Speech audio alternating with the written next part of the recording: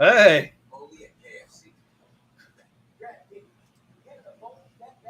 Whoopsie. that was an unintentional. Uh, I guess we'll just keep them on until Travis comes in. Hey, you get to be here with our bullshit session today, That's right. which Ryan probably wasn't even completely set up for the entire show. I was. I wasn't. There's Travis. I wasn't ready to jump in. I was actually, Joe, trying to show you. We're talking about our iRacing setups. I'll Yeah, show it to you. And I went to exit, but I entered. you're right. But Well, no, I'll tell you this. And we were talking. Like I said, I got that Quest 3, and very shortly, I would say probably within the next 2 weeks here on the channel, we're going to have my in-depth, probably week and a half, 2 weeks maybe. We're going to have my in-depth review. I went ahead and I thought 90 days would be the perfect mark for that, Ryan, to say, all right, I've been doing this for 3 months, pretty hardcore, as you know. I've been very addicted to it, probably to the point where like I need to Google helplines, but I know when you do that, it gives you a suicide prevention. And well, yeah, we're not trying to do that. But anyway, I think 90 days, I think that that's enough time to give anything that you do a full and honest review. And there's definitely some really good things that I can't wait to express to the channel. And then, there's also some things that I know you are, Zach. Um, there's also some things that I do have some critiques, and it's not necessarily critiques, and not to let the cat out of the bag, not necessarily critiques of that I have an answer of how you do it better, because I don't think that I have a good answer, and but I do have some critiques of iRacing, and um, but I still think, at the end of the day, it's probably the best thing that you can do. I mean, I've tried the other ones. Um, I Assetto Corsica and of course NR 2003, which I love, um, and I still turn that on here every so often, about once a week, and run some laps. But it's not comparable. So I think Joe, what the most entertaining thing for me will be watching that whenever you put that out, is that it's not just that you've been doing it, but that you've rose from rookie to A. And that's what I want to hear. Like right, what you have to do, what does it take, what do you have to sacrifice, what do you get to enjoy? Is the grind worth the entertainment? Is it better to you're do right. hosted? And and I'm sure you'll cover all those things. Yeah, and I'm going to try to make it as in depth as possible. I will, and I don't think this lets any cat out of the bag on the video. I will say that I probably advanced a little quicker than most people, only because my crazy addiction that I've had. I mean, I started within 30 days. I had an A-class license, which I don't know, Travis. I think that's pretty good. Um, That's a lot of 3 a.m. right, that's a lot of 3 a.m. Like I got to work And in the morning. I got to go to bed. 'Cause I you got to wait till 3 a.m. when only 7 people are doing the races. so my so when I first started iRacing, I only did hosted for the longest time. And then I remember trying to get in this series. They're like, "Hey, you're a good racer, but you're not an A." And I said, "What the hell's an A? Like, you're not like A. Like, you're not. You're like you're a rookie." And I said, "I ain't no damn rookie." Hey, I ain't Canadian. Get out of here. Yeah. So they're like, "Oh, you need to do hosted." So I remember doing all, and I went through the race. It took me first couple races. I think I wrecked. I'm like, "Oh, this is stupid." And I was like, "These people are idiots." And then I worked up to an A rather probably quicker because I hung at the back, and then it was a really good stretch of mile and a halves back in 2020, 2021. So, I got it before a lot of the idiots even got on, because it actually, Joe, like 5 years ago, you would have got in like in 10, 15 days, to be honest with you. But Yeah, there's so many dumb people on iRacing anymore. That's part of the reason why I quit for 2 years. yeah. Well, and I learned, and this will be something that's obviously covered before we get into the show. But I learned, the biggest takeaway that we have right now is, or I have, is you can either, when you're trying to work your way up, you can either maintain your I rating, which basically says how good of a driver you are, or you can maintain your safety rating. It's not really possible to do both at the same time. That's true. I mean, like last week, I was going to try to quickly advance so I could get some C races. I know you're in that R&R recruit and you got to be in the C.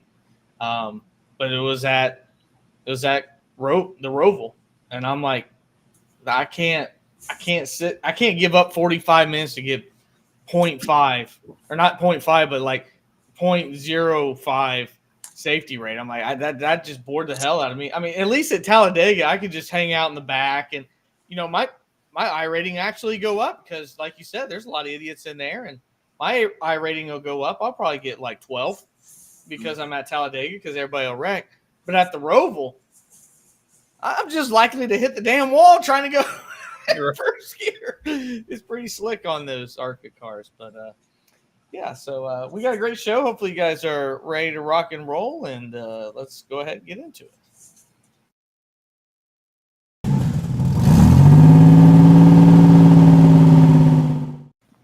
Welcome, everyone. Hopefully, you're having a wonderful Wednesday here in the great state of Indiana. We thought that the rain was done in the morning, and then all of a sudden it decided that it was going to just rain on everything at like animals lining up type of rain. So my name is Ryan Peters, your traditional host with Travis Butt and Joe Spillman. Travis, how are you doing this wonderful evening? Kind of dry. We had a big old 45 minute rain delay, so sorry for my lateness. I'm here. I made it. We expect nothing less. Joe Spillman, we've seen two angles now, Joe, with your background, and Ricky Stenhouse closed his eyes on each of those angles. Yeah, dude closes his eyes when he throws a punch. So well, they say you can't hit what you can't see, but yeah, he needs to talk to Chuck Liddell because I had watched a video. And apparently he doesn't subscribe to the same fight training as Chuck Liddell used to, because I think it was his book where he said, obviously you need to keep your eyes open when you're fighting. So what he would do is he turned cold water on in the shower and just walk into it with his eyes open. He said it really helped. So wow. I think Recky needs to take some advice if he's going to get in any more fights and bring his dad. Like, hey, Dad, I'm going to go beat somebody up. Can you come with me? If he does that again, maybe he should do some fight training and what have you. And Travis, that's a nice hat. Yeah, I would promise you that I don't think Ricky's read that book, the Iceman's book. I have a very strong feeling that he has not. Yeah. I mean, he probably could train with Demetrius Johnson, so that's probably, if he's going to read a book, it would be Mighty Mouse's book. But so let's go ahead and, I mean, that's the first category we got right now is, the fines came out, which I'll be honest, I'm completely shocked there's a fine. Ricky Stenhouse was fined $75,000 for punching Kyle Busch at North Wilkesboro. That was the most exciting thing, at least in my eyes. I think Joe shared the same sentiment of the All-Star race. We obviously didn't get to see Joey celebrate for very long because fights are way more entertaining than, watching the Logano 199. And maybe am I off key here? Is $75,000 to me like just crazy for a fine, Travis? NASCAR, don't post the videos and stuff and then fine the dude for your free entertainment. Like, you guys, this is the NASCAR's, hypocrites as usual, where they post all this entertaining stuff like, oh my God, like, look what happened, blah, blah, blah, blah, blah. Oh, but we're going to find you 3 days later for more than a lot of people make in this world for just free entertainment. Like, we're going to make money off your videos, plus sell tickets because of what you did, and then we're going to fine you on top of that. So we're just going to keep making money off this. So I was completely shocked. I thought, it is what it is. Like, that's what you want. I thought that was the whole point of, all right, gloves off. Like, up to you boys. You guys fight. And then here we are, and I don't even know I didn't understand the ruling on it. Like, they said, driver conduct? And I was like, I get that maybe he shouldn't have stayed, but where the hell was he going to go? Like they said, it was he couldn't leave. Right. If you're, and those for you that don't know, at North Wilkesboro, there's no tunnel or bridge. So once the race starts, you're locked in. Like you can't go unless a helicopter just comes and repels you up. Now, did they consider the fight because he sat and waited for him rather than the heat in the moment? Because think about like Gregson and Ross Chastain last year. Like no one was fine there, but was that considered like heat of the moment? I think Joe would know more of these terms than I do, but I think the premeditation of it was part of the reason for a fine. And I think when you say you're going to essentially hit somebody, I understand that may be a problem. Matt Crafton was fined. He waited a very long time to sucker punch Nick Sanchez, and then Nick Sanchez said that he was going to take care of him afterwards after his had blood pouring down his nose, which we were at that whenever that ended up happening at Talladega last year. But Joe, I know you got your own thoughts about Ricky and the fight, but what is your thoughts initially about the fine? So, Travis, I 100% agree with you. If NASCAR is going to use whether or not it would be retaliation on the track, a fight, if they're going to use this to promote their sport, because obviously people love that. I mean, there's a reason why Jerry Springer was one of the top rated TV shows in America for 15 years, because people like drama and they like watching drama, don't necessarily want to be a part of it.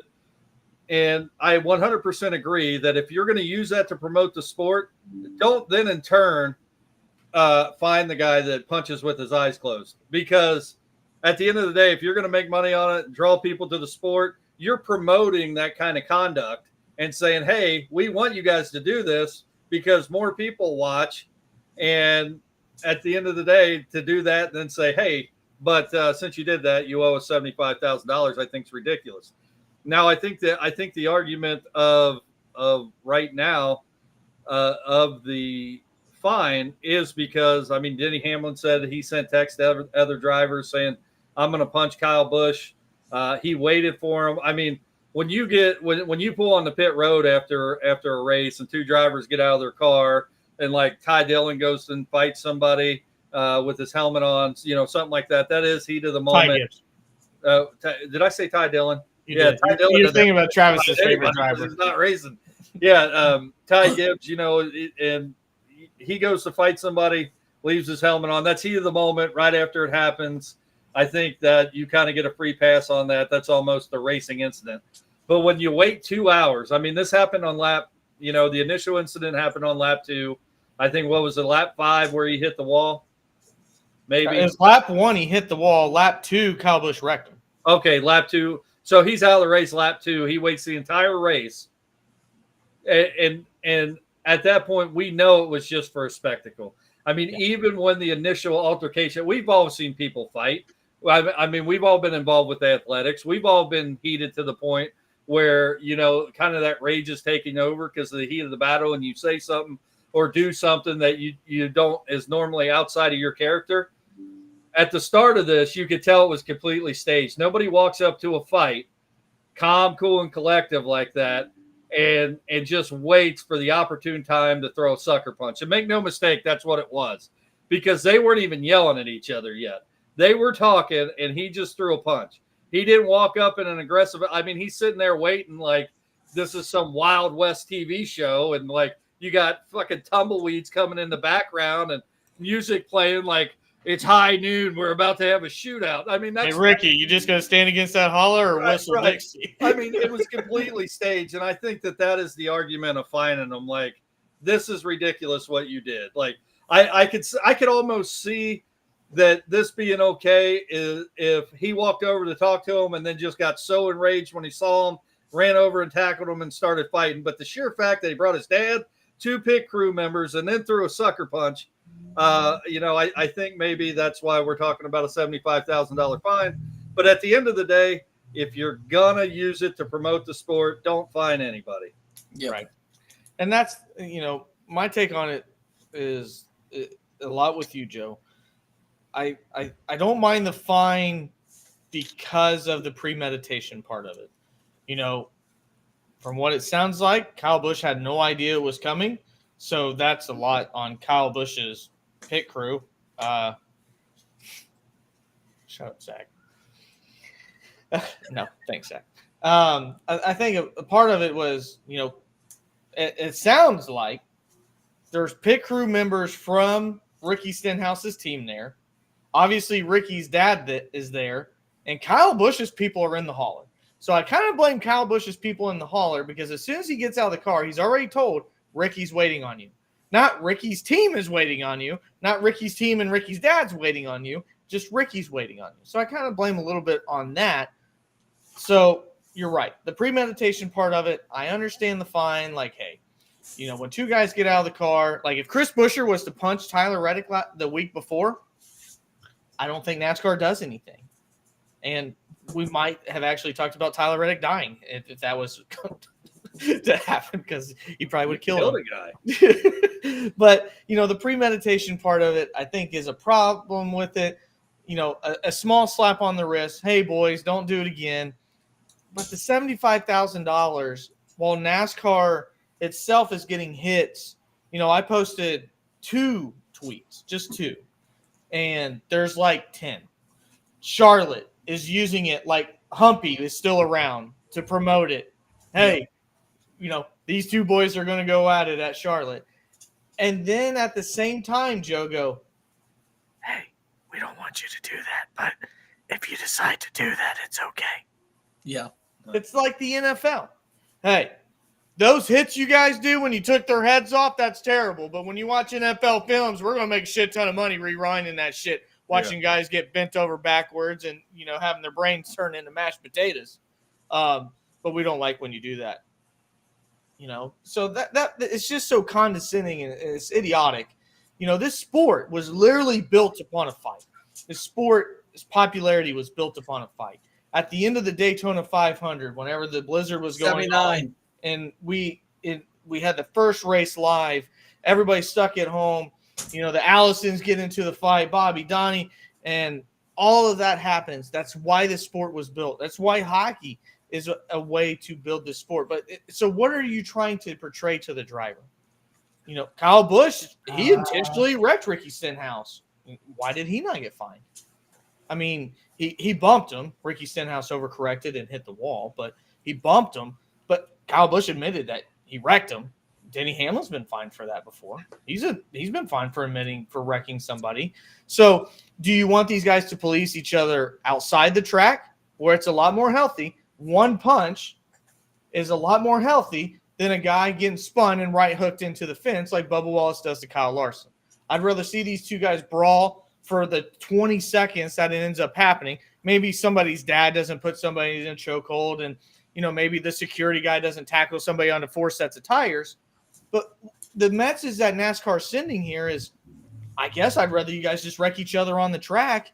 And to me, that's way more dangerous than one punch. And No, I think. Go Ahead, Joe. I was just saying, to be fair, I mean, I think we've watched Kyle Busch long enough, and I know he's done some stupid retaliation stuff on the track.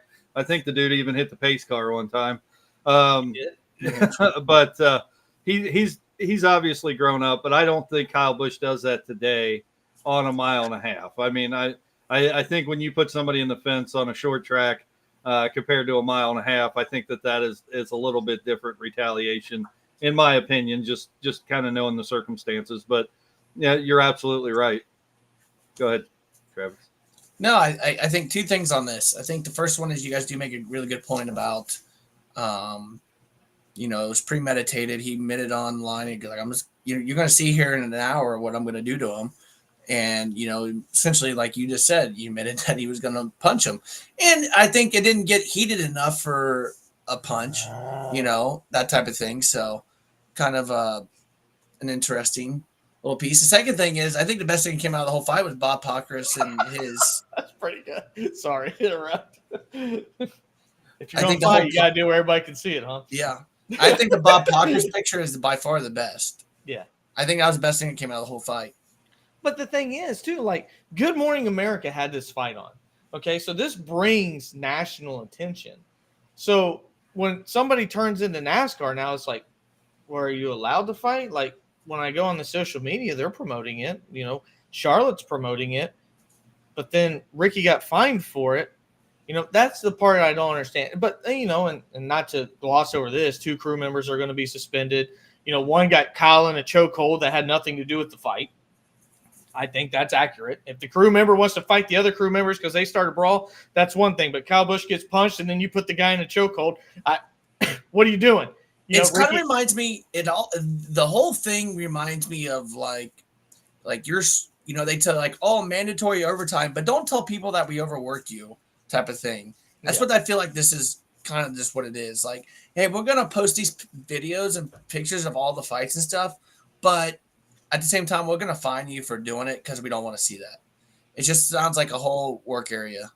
Yeah, when the guy that owns the racetrack is a sheriff, probably shouldn't. Yeah, fight there. But and to me, and we'll kind of go into this just a little bit more since we didn't have a post race show. I just put a short out there. Thanks YouTube for making it plus 18. You can do all kinds of sexual material that's targeted to children, but you can't show one guy slightly touch another guy. So appreciate that. Good work, YouTube. Top notch. To me, if Ricky Stenhouse had an incident with Kyle, I go back to what you said, Joe. Like, and I'm not a fighter. I can't tell you that I go out here and fight people. But if I'm enraged with somebody, what am I going to gain by listening to Kyle Busch? Like, what is there to talk about? You wrecked me. Like, that's it. Like, did it bother you, Joe, that, do you think Ricky it was in the right to hit him? I don't mind that Ricky was pissed and hit him. Do you think that the more he let it linger, that's the issue? It's like, okay, you're going to wait till he's in mid-sentence and then hit him? Right. And that's my issue, because to me, when I saw it, that is my issue with it. It was a sucker punch. If you and I are pissed off at each other and you see my body language coming up to you and I'm telling you we're going to fight, I think it's fair game. I mean, I think you're going to be arguing. But when you walk up to me and you're like, man, that was uncalled for, and he's like, I'm tired of getting run over and I suck as bad as you do now, and and you're having a conversation where you're not even raising your voice, that's just kind of like me and Travis talking. And, in mid-sentence, just because we're disagreeing on something, I'm just like, boom, ha! It's a sucker punch. And I think that's my biggest issue with it.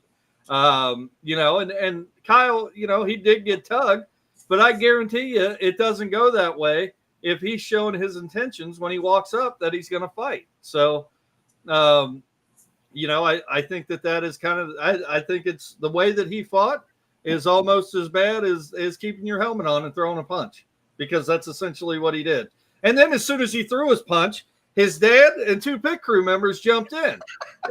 Kyle couldn't even defend himself. It's like, I'm going to punch you, and then this tire changer and gas man are going to tackle you so you can't hit me back, because, that's just how I am. That's how I fight. So, that's my issue. I have no respect for Recchi on how he initiated that fight and what he did.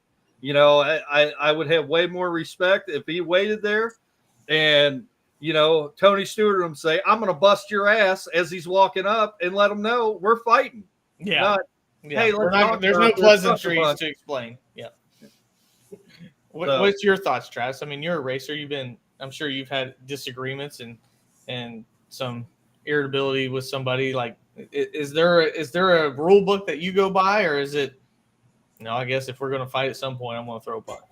I think it's just, you just have your disagreements. You just kind of cuss each other a little bit. You have your disagreements. You usually just point with your hands about different stuff. And then, I don't know, usually you get people surrounded you usually pretty quick. You got people that back you, and you got a few people that back them. And it's really never really the drivers, if we're going to be completely honest with you. It's usually their pit crew members or their people around them that are like, I'm going to be in. And the people that are fight down there, you just know to avoid them, if you're going to be honest with you. Like, the people that, they get mad if you just look at them, type of thing. And you know those people, and you know who to avoid and stuff like that. So, I mean, I think in the couple disagreements I've had where I just go, like, you just talk to them and, you apologize, and then you're like, you're good friends. And then you I know there's a guy when I raced. This was 2018, so 6 years ago, where he was slow, and I kind of hit him on a restart, just kind of bumped him, and went away with it. He came in just balls ablazing, pissed off, and you're like, why are you even mad? Like, you broke. Like, I'm trying to get you out of the way. Like, I didn't mean to. And he was like, look at all the paint on there. And then I looked at the paint. I'm like, my car is blue. You have red all the way on the back here. So I was like, I wasn't even the one that hit you. I didn't want the one that hit you hard. Oh, I'm like, you're just getting mad just because you get mad. Like, Yeah. So it's just some of that stuff where, you have those talks, people you can talk to, and those people you can't talk to. Because if I showed up and if I knew Ryan was always the guy that gets pissed off if you look at him, I know better than to go to his pit because he's going to try to fight me no matter what. I think that's the same situation where, you look at the Tony Stewart back in the day, or some of these other people, if you go confront them, they're just going to want to fight. That's all they want to do. Yeah. And, Zach feels like I'm holding something back. I'm really not. I mean, to me, my take on the incident, and people can have their own because I'm a Kyle Busch fan, was that Kyle Busch was going to hit the wall because Ricky Stenhouse put him in a position to where Kyle Busch either had to hit the wall or take out the field where whoever him and was behind him on lap 1. So that was why Kyle was pissed. Kyle then bumped him. Ricky knew he was mad, so then overdrives the turn, washes up the racetrack. When he comes back down, Kyle bumps him. I think Ricky overcorrected because you don't left rear somebody and then they right hook into the wall. That's not how it works. So unfortunately for Ricky, he could have just got loose and spun around. I think that was the original intention. Ricky tried to gas it. It new pavement, probably a little bit more sticky than not. And when he overcorrected, it went straight into the wall. So if Ricky wants to have feelings and fight him, I don't care. That's just part of it. As somebody that does this to try to get views and try to get clicks and to bring people to the sport, I think it's great. I think it's wonderful. The hypocrisy is what I have a hard time with. The bringing pit crew members and your dad is what I have a hard time with. That's Pussy Willow stuff. Who is banned from the track indefinitely, by the way? His dad is, because that guy has no business touching an athlete. He's not there for that. And, if 2 grown men are going to settle it, if this is an ARCA race and it's a 16-year-old kid, maybe your dad tags along. But these are 2 grown-ass men. Why is your dad there? So those are the issues that I have because, like we see in these fights, it's not a fight, it's a punch. And then after that, it's a scrum because everybody tries to grow on top. That's the issues that I have with it. Zach, you're a hockey guy. Hockey lets these guys duke it out until somebody hits the ground. And if 2 guys are slugging it out for 2 minutes because, it's rock'em sock'em robots, it's a fair ordeal.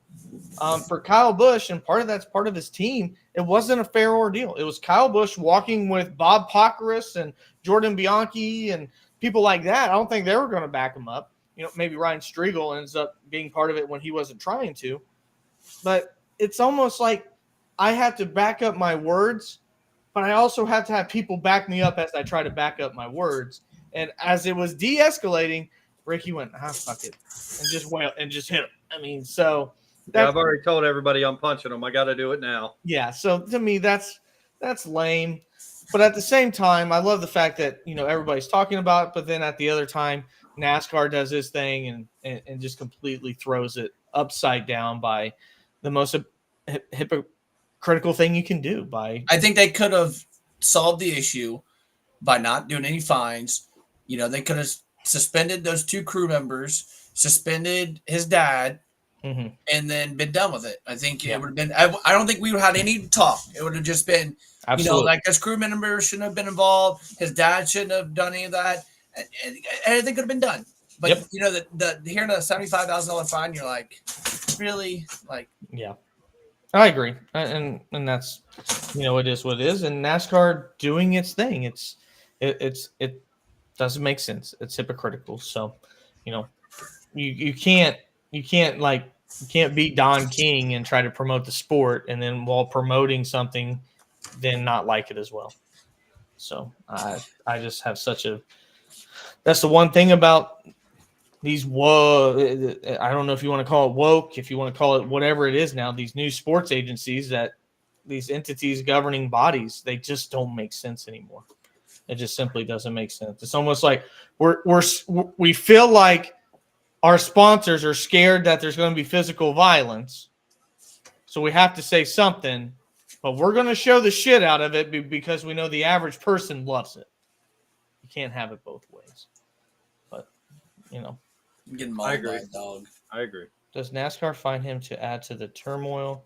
No, I think NASCAR finds them because they're idiots. I think that's the only reason why they. And again, if they said he premeditated, said he was going to hurt somebody, outside of the sports venue, that would be assault. So, a heat of the moment thing. An officer comes up, two guys get in disagreement, a couple punches are thrown. Boys, go back home. It is what it is. But when you send text messages, tell the media, sit by the hauler, bring back up. Those are all this is a plan, man. It's a grand scheme. Well, yeah. He has a group chat with Denny Hamlin and a few other drivers. Like, when Kyle gets out of the car, I'm going to hit him. How the hell would they even solve it? Because they were racing. Well, they didn't. So there's other people that aren't racers, but I guess this group, Denny Hamlin said, in this group team. And from, I know by and large in most states, especially for professional sports, if there's a fight on the football field, baseball field, NASCAR, heat of the moment, that's considered hockey, considered part of the sports competition. So you really can't, there's no charges really to introduce there. Now, I know in certain circumstances with sports, we just saw it recently in hockey, with the guy who intentionally was trying to cut. Travis, you probably know about that. I'm not a hockey guy. Intentionally trying to cut people with skates, end up killing a guy. And then Zach knows do you remember? And Travis, I don't know if you remember this because I was pretty young when this happened. I'm talking 12, 13 years old. Ryan, you might remember. And I can't remember the hockey player's name, but he hit another hockey player on the back of the head with his hockey stick and put him into a coma. Do you remember that? So when I was younger, there was a player named Todd Bertuzzi who he cross-checked. Zach will fact check me. He knows this more than I do. He cross-checked him, and whenever he went down, he broke his neck. And sure, this is not the same incident. No, it's not. This guy, and I'm thinking McSorley might have been his name, but I can't remember off the top of my head. If anybody knows it, it'll be Zach. Sure, I promise. Anyway, he hit a hockey. No, it wasn't Marty McSorley. He hit another hockey player in the back of the head with a hockey stick, knocked him out, put him in the hospital. He ended up getting banned from the NHL. And I remember, there was talk because they felt it might have been racially motivated at the time because the hockey player he did hit was black, but I don't know the circumstances enough to really talk. I just remember he ended up being criminally charged and kicked out of professional hockey. Oh, so wow. I think if things do escalate to the point where it's unreasonable to believe that would be how two people settle their differences in the heat of an athletic battle, you can be criminally charged. And to be honest with you, I don't know. I'm kind of on the fence. I mean, I don't think that we need to start criminally charging people for acts like this within the realm of sports competition.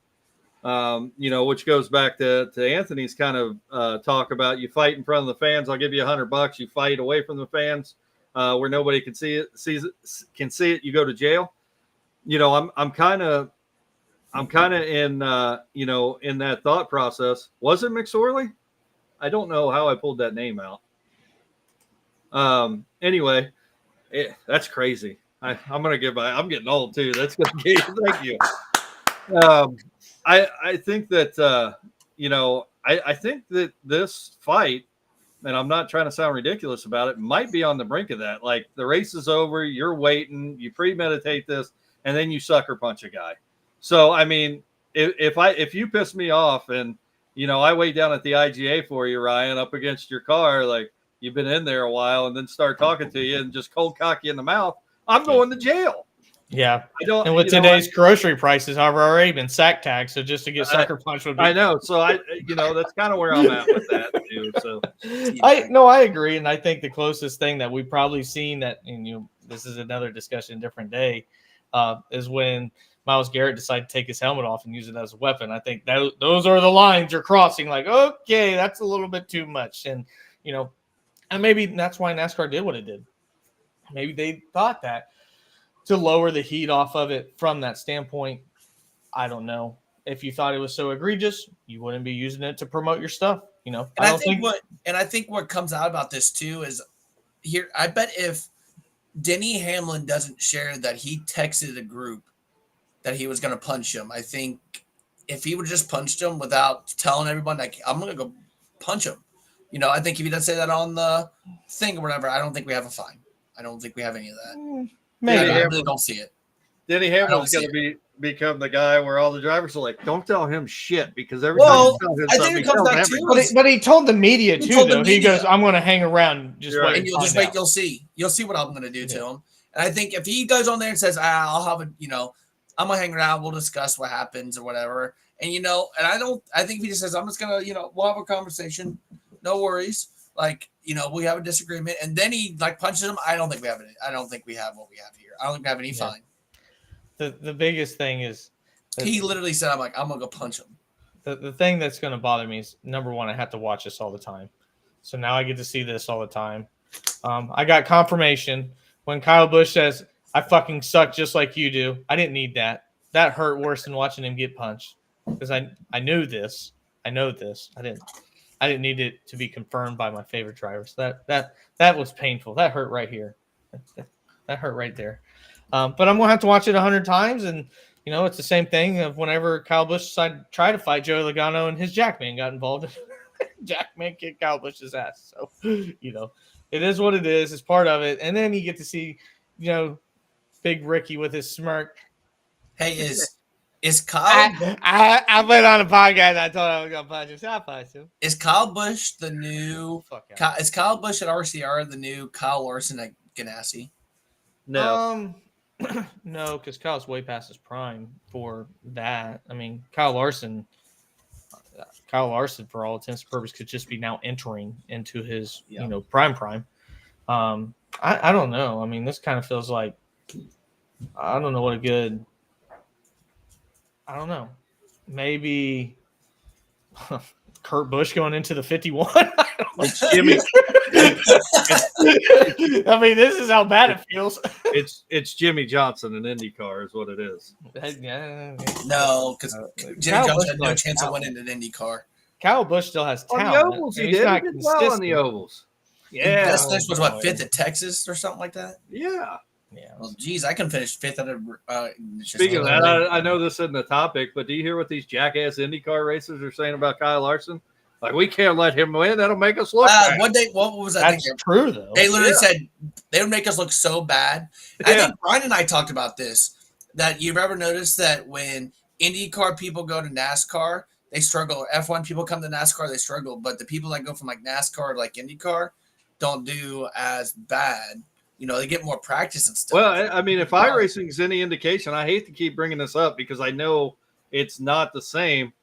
But, I mean, I feel like the Indy cars are really easy to drive on iRacing. I don't feel like most of the I don't think Larson even they hold the track really well. He goes, there are so many damn buttons I got to push and different adjustments and stuff.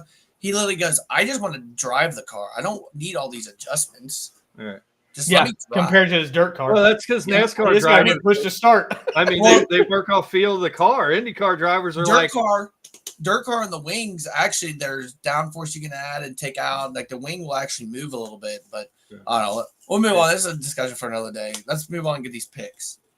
Hey, we're talking about IndyCar finally, and you're like, Travis is like, shut the fuck up. Let's move on. No. Screw that IndyCar. Are you going to watch the 500, Travis? Well, yeah, I'm actually thinking I'm going to go to it. Is it going to rain? I don't know. That's what discussion for a different day, but I'm a little worried. I think NASCAR is going to push back the race, to be honest with you. I think NASCAR is going to push back the race. Are you gonna get drunk? Are you gonna be like, they're going real fast and real left, son? I'll Do you drink my remember that guy Pepsi. from a couple If you years want to ago? enjoy it, you might as well get drunk.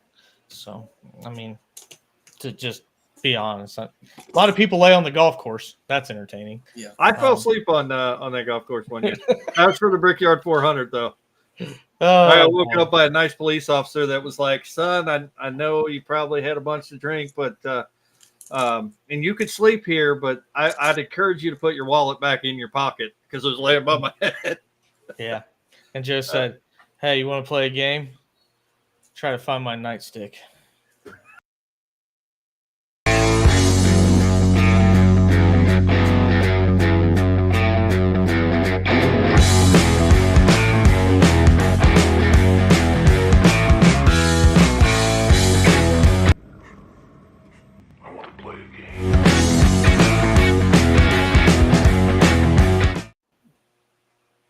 When I control the buttons, I get the last bit. The punchline. All right, here we go. Here's our. Good God. Yeah, it's kind of ridiculous. But last time we played this, it was pretty tough. We got some really trash people. So hopefully we have a little bit better luck this time. Come on. Let me share my screen with you guys. Travis will go first. I will go second. Joey will go third. Can you guys see? Yep. All right. Daniel Hemrick. Pole position. Daniel Hemrick. William Byron. Will he Be a be? fourth. No more four. I hope he wrecks on the first lap so you don't get any points. Oh, okay. Starting off pretty good. Man, how about the Fords? We could have a show about that, man. They have come out of nowhere now. Yeah. I'm gonna say top 5 with 5. Joe, keep this good train going, bro. Keep it. Oh. Yeah! Woohoo! The typical Daniel Hemrick. 32nd. Hey, there's 39 cars this week. 34th then. Oh, 34th. All right, 34th. Locked in. Man, how does he do it? I shuffle every week and change the time. All right, Travi.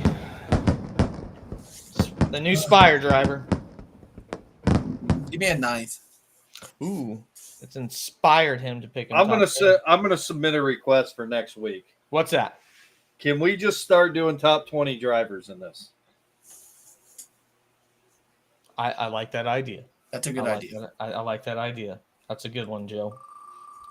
I've taken that consideration. It's been approved. Oh, man. That's a hard one. Joe is about to get like Trash. JJ Yaley, or he's gonna get tied down. To be fair, though, this would be trash if we didn't have the All-Star race. Like, That's why it's a hard one. 13th. I'm That's not respectable. I'm gonna say he's Oh riding my a God. little This is better. about to be good. Come on, Joe. This is Zane Smith. Come on, Joe. Come on, give me Zane Smith. Okay, you got another Ford. We're getting all the Fords. 26. Last one. Oh, Are you serious? Give me Yeah, 23rd. baby. 23rd. 23rd.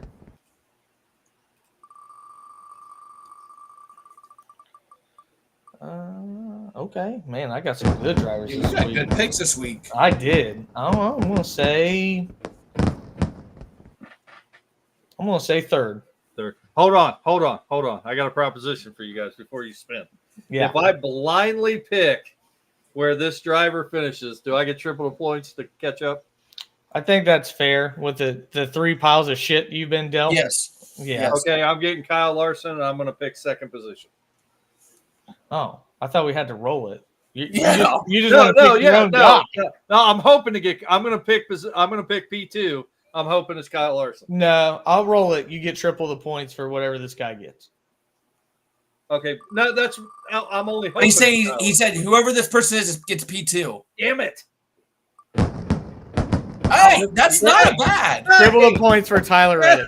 That's not bad. Lucky. I mean, I'll take it on a blind. I was hoping it would be Kyle Larson. So he gets triple the points P2 if he only finishes P2, right? Yeah, Correct. So he gets 30 points. Correct. Yeah. All right. So I'm good with that. As long as Chris Buescher stays away from him, I think I'll be okay. Well, I got Chris Buescher in 5th, so hopefully the top line comes in quick. All right. So if you guys want to play that, feel free to. Next week we will only be doing the top 20. So I think that's a good idea. So all right. Now let's get into this week's preview of the longest race of the NASCAR season.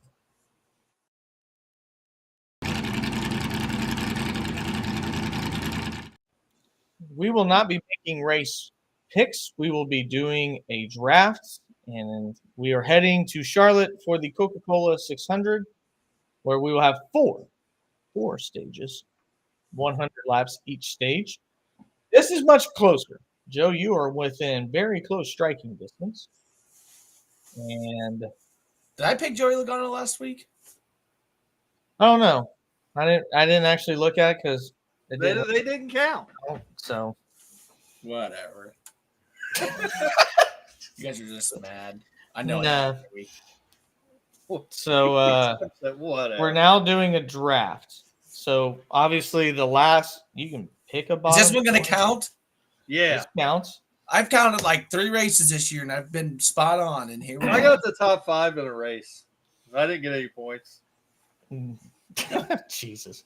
So, I mean, do we do this by the winner gets to pick first, or do we do it as the loser gets to pick first? I'm thinking of a number between 1 and 5. The closest one gets to go first. Go ahead, Ryan. 5. But I'm going to pick 1, and that was my number, so I'll go first. I'm just kidding. I don't think that's how that worked. I think you were always in the middle. I don't care. Hey, I'll go last. I just go by points. So yeah, that'd be easy. Go by points in which way? Lowest. I don't know. I'm second either way, so it doesn't matter. What do you want to do, Travis? You're the leader. Go ahead. We'll just go little snake. You go first. He'll go second. I go third, and then I'll get 2 picks in a row. All right, that's fine. I'm going to take Ryan Blaney. Okay. Joe? I'll take Kyle Larson. Oh, shock. Hey, that might not be a good pick this week. If give me Willie B. And Denny Hamlin. God damn it. I knew Joe wouldn't pick Denny. It would be against his blood. You know what? I was actually going to submit. I'll take Ty Gibbs. I will take RFK, Brad Keselowski, and Chris Buescher. Are we still doing 5 picks? Yes. The last pick will have to be outside the top 20. Look, you can't pick Gregson anymore. You can't pick Gregson. You're the one that always picks Gregson. It's not your turn. It's Joe's. I just picked. Who'd you pick? You know what? I'll take Tyler Reddick. Okay. So you got Ty Gibbs and Tyler Reddick. Yep. Give me. Did someone take Truex? Nope. Give me Truex. And give me. Did someone take? Who took Brad? Someone took Brad. I did. I took RFK. Give me. Give me Joey. Yeah. Okay. Last pick, Joe, on this one. I'll take Ross Chastain. So you finished with Ross, Ty, Tyler, Kyle. Yes. Travis has Martin, Willie, Ross, and Denny.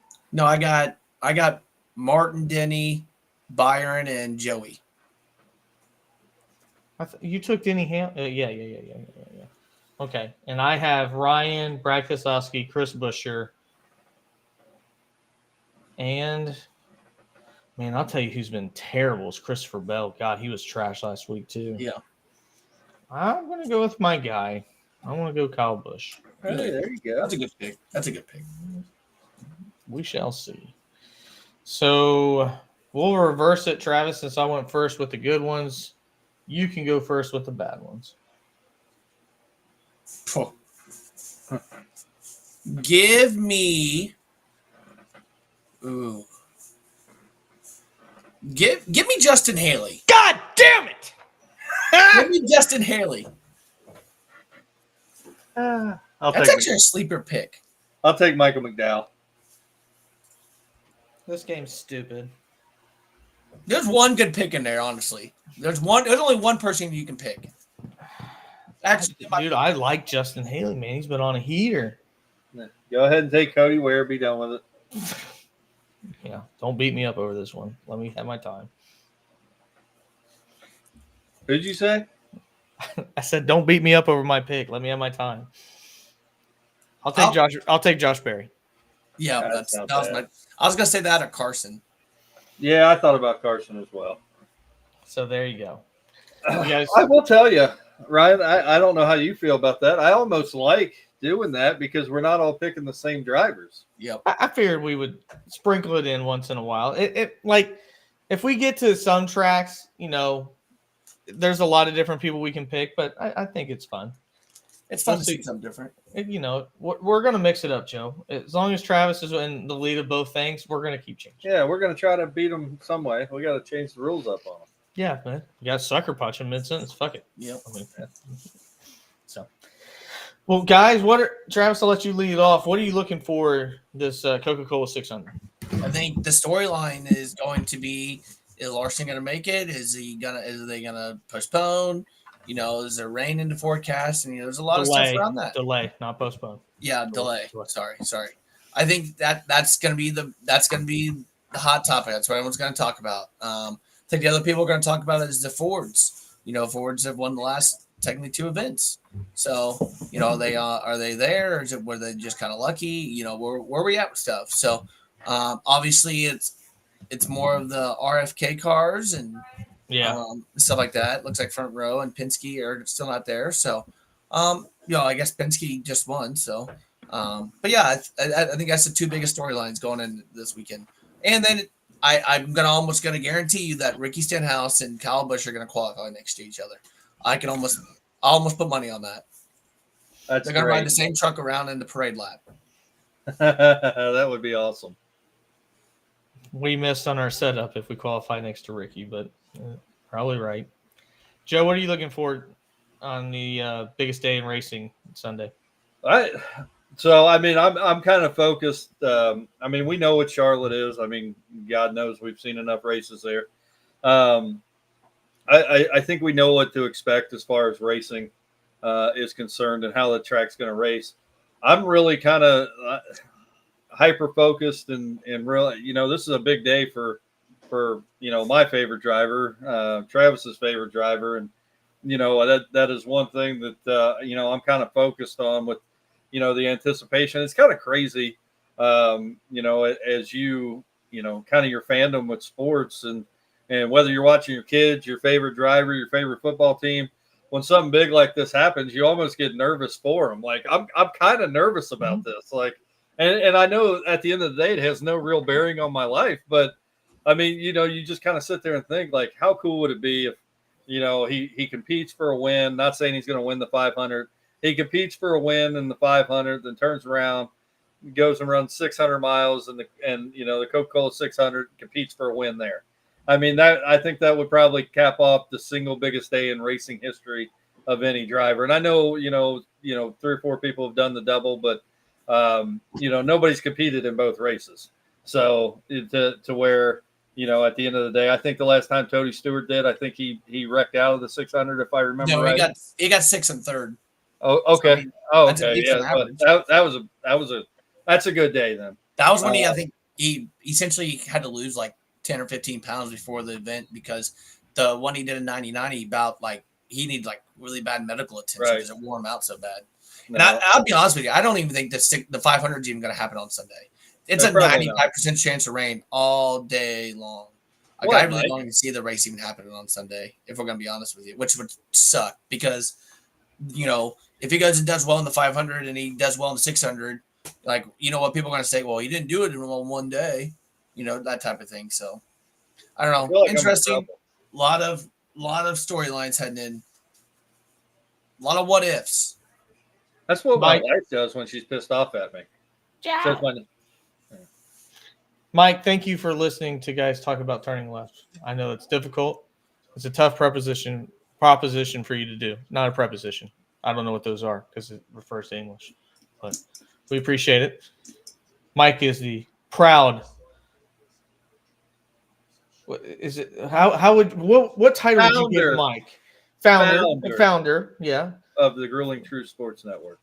The brains of the operation still. Yeah.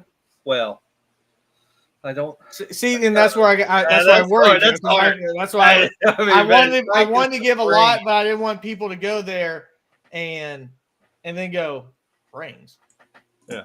Like, I know that guy. What are you talking about? Yeah, like I mean, now if he has you and Steve on there, brains. Yeah, that's still not a part of it. Yeah, no, okay.